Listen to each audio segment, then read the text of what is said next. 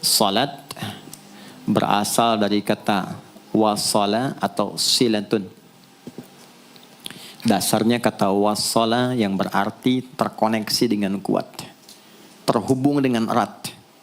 Kita pernah dengar istilah silaturahmi kan? Ya kan? Kalau kita kumpul, bahasa kerennya saya mau silaturahmi kan? Tapi goalnya tercapai nggak? Ya, silaturahmi itu kan dari kata silah, terhubung dengan erat, rasa sayang dan perhatian. Sehingga parameternya itu bukan saat datang. Kalau datang kita nyapa wajar karena orangnya ada. Tapi kalau berpisah kita masih ingat, masih peduli, masih mendoakan, masih ngontak, itulah silah namanya. Di setiap keadaan kita masih terkoneksi. Keadaan kita yang terhubung dengan Allah. Sehingga di setiap tempat kita diperhatikan, di pekerjaan kita dibimbing, di rumah tangga kita diiringi. Sehingga semua berjalan mudah dan membahagiakan. Yang melatih kita untuk terkoneksi sehingga nggak putus dengan Allah, itulah yang disebut dengan sholat.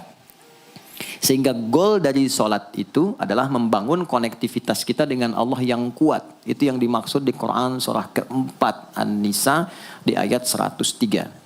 فَإِذَا قَضَيْتُمُ الصَّلَاةَ maka jika anda telah tuntas mengerjakan sholat, فَاذْكُرُوا اللَّهَ.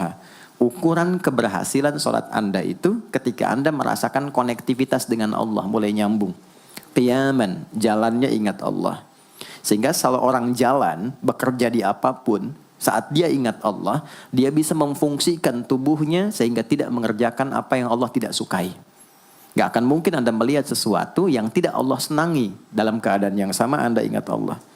Gak akan mungkin melangkah pada tempat yang salah saat ingat Allah. Dan itu tidak mudah, karena banyak orang keluar masjid pun setelah selesai sholat, masih tertukar sendal. Padahal kalau dia ingat Allah, nggak mungkin itu terjadi. Itu pelajaran dasarnya. Wa qu'udan wa ala junubikum. Baik itu duduk, bahkan sampai berbaring. Ada koneksi. Nah jadi, singkatnya, sholat itu semua gerakannya, semua bacaannya, dari mulai kita bertakbir sampai kita salam, bacaan yang mengiringi, itu bukan sekedar gerakan hampa makna, formalitas kita bergerak dan berakhir, bukan sekedar membaca bacaan yang tidak ada isinya, tapi semua bimbingan bagaimana kita diajarkan langsung oleh Rasulullah bisa mengoneksikan lewat gerakan dan bacaan itu tersambung kepada Allah, sehingga feedbacknya semua apa yang kita bacakan dijawab oleh Allah. Semua gerakan yang kita lakukan, ini hakikatnya bimbingan tentang inti kehidupan kita. Jadi di sholat itu ada bacaan, ada gerakan, ada hikmah. Ada maknanya semua. Jadi